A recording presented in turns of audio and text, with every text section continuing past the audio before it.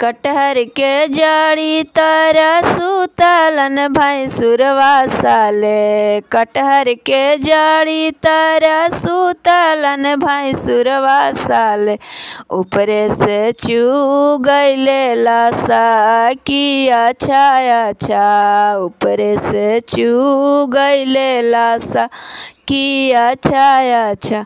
लासा छोड़ावे चललन छिंदरो भैंसुरवा के बहिनी। लासा छोड़ावे चललन छिंदरो भैंसुरवा के फुआ। लासा समेत मारलन धक्का की अच्छा अच्छा। लासा समेत मारलन धक्का की अच्छा अच्छा। कटहर के जड़ी तर सुतलन समधिया भेड़ुआ। कटहर के जड़ी तर सुतलन समधिया भेड़ुआ।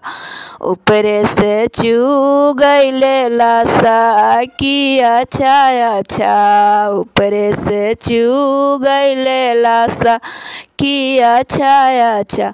लासा छोड़ावे चलले छिंदरो समधिया के बहिनी। लासा छोड़ावे चलल छिंदरो समधिया के फुआ। लासा समेत मारले धक्का की अच्छा अच्छा। लासा समेत मारले धक्का की अच्छा अच्छा।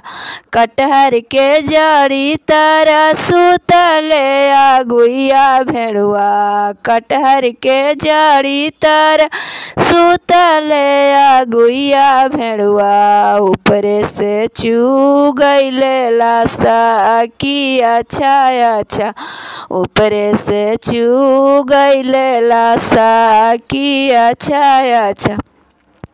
लासा छोड़ावे चलले छिंदरो आगुइया के बहिनी। लासा छोड़ावे चलले छिंदरो आगुइया के फुआ। लासा समेत मारले धक्का की अच्छा अच्छा।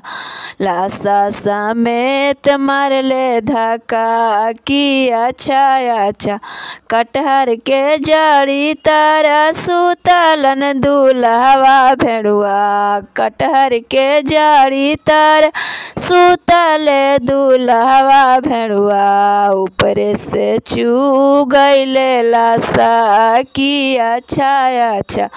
ऊपरे से चू गईले लासा की अच्छा अच्छा।